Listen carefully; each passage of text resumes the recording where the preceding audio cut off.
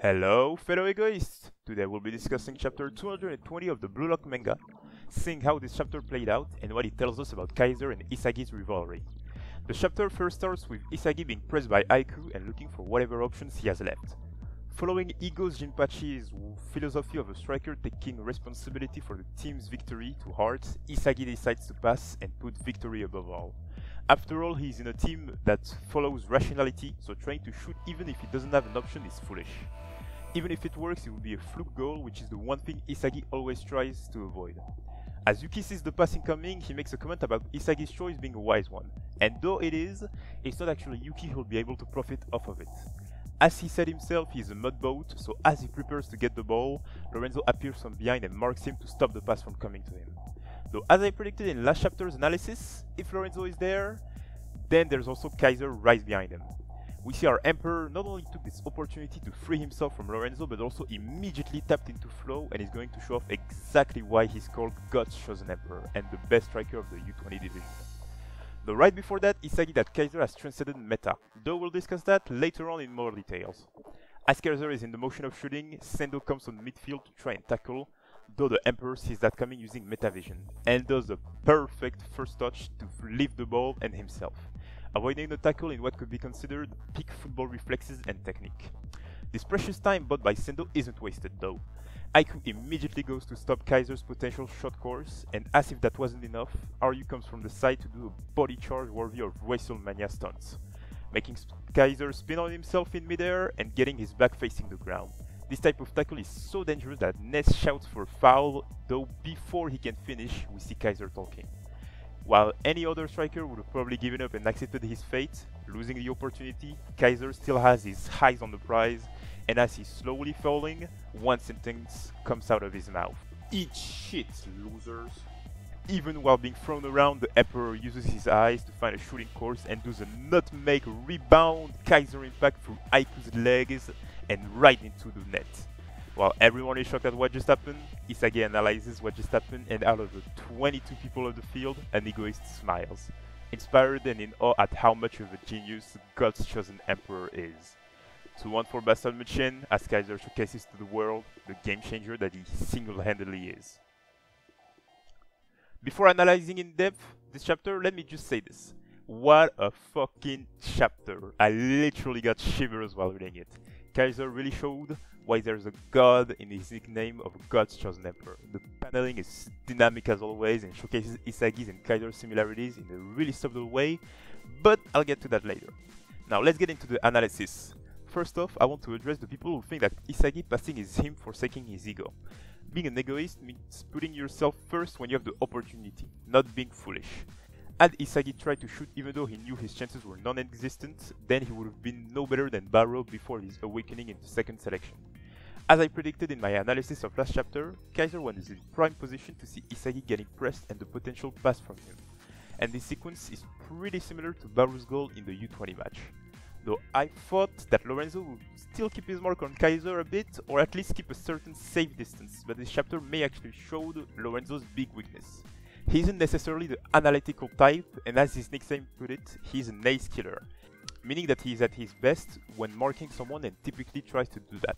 But by being so hung up on about tightly marking someone and stopping them, he leaves space for others to play off of, and this is exactly what Kaiser did. Before getting into the incredible sequence that is Kaiser's goal, I want to touch on the fact that Kaiser was in flow during this entire play. In case people doubt that this is flow, we can clearly see that Kaiser's eyes are the same as Isagi when he entered flow in the Barsha match, or Nagi during the Menshine City match.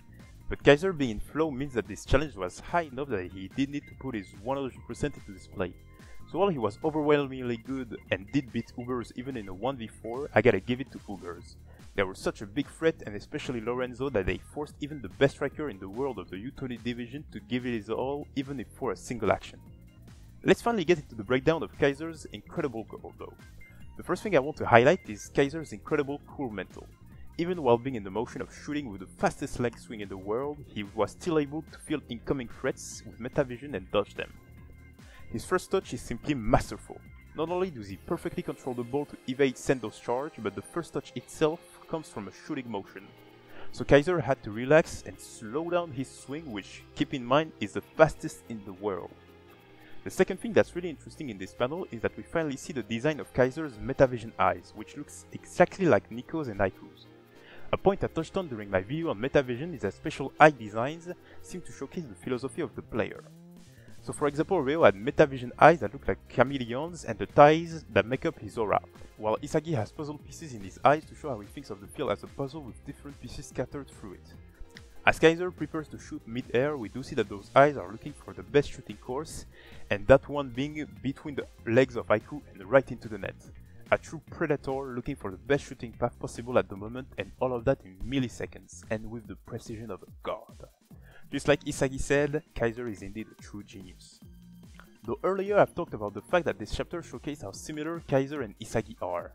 In case you haven't seen it, there are a lot of parallels between Isagi and Kaiser in terms of paneling, general position, and other things. I'll let all of that appear on screen as I talk. And this chapter is probably the biggest example of that. We clearly see that Kaiser's general aura, posing, and the way he's put into panels is similar to Isagi when he's in the zone, even downright to the hand gestures. Though does this mean that Isagi and Kaiser are the same? Not really. Rather, they seem to have egos that are similar in essence and how they use the field, by gazing into the future and using people as pawns in their story. Though this chapter also showcases the difference between them. Kaiser's gaze into the future where people can still try and catch up to him, but even when they think they've catched up enough that they can stop him, he smashes right through that and shows why impossible is nothing but a word to him. Meanwhile, Isagi is looking at the future farther than anyone, making it so that no one can ever catch up to him. So while they're similar in essence, as Yuki said, they're cut from the same cloth, the essence of why they're using people as pawns in their story is different. Kaiser is treating the pawns as secondary to his skills and only there as an obstacle for him to get to his goal, while Isagi is treating the pawns as puzzle pieces and the central piece of his playstyle. This ends the analysis and we can finally get to the predictions. Next chapter is titled Take Me, so we can probably expect a chapter related to Ness and why he loved Kaiser so much. Though in general, when characters get a backstory chapter, they tend to have their uses. As in, their backstory is so we can understand their thought process and why they're about to do something of importance later on. So if this does happen, we can probably expect the famous Ness theory of him getting benched by tackling Isagi or something in the draw. Another thing that could happen is that if we remember the Manshine City match, Isagi awakened Metavision from seeing Kaiser use it right before his goal. And this time Kaiser used Predator Eyes way more than Metavision to find the best shooting course. And in the Manshine City match we also saw how Isagi had a similar shooting point design to Kaiser, so he might awaken it after trying to analyze Kaiser's shot. And lastly, we see that Ubers is being toyed around by Buster Munchen by now, and what do you do in those types of situations? You tighten the formation. And with this in mind, we might be able to see Snuffy enter the field to do exactly that. Before going into the outro though, I just wanted to say that I'm about to do the biggest video on my channel yet, since Blue Lock will be getting a break next week. It'll be about Isagi's original ego and what could be his god-given talent. So if you've enjoyed the video so far, stay tuned since I'm sure you'll love this one. And in case you're kind of interested in what it'll be about, I've already made a sort of pseudo script on Reddit, which I'll link right below in the comments.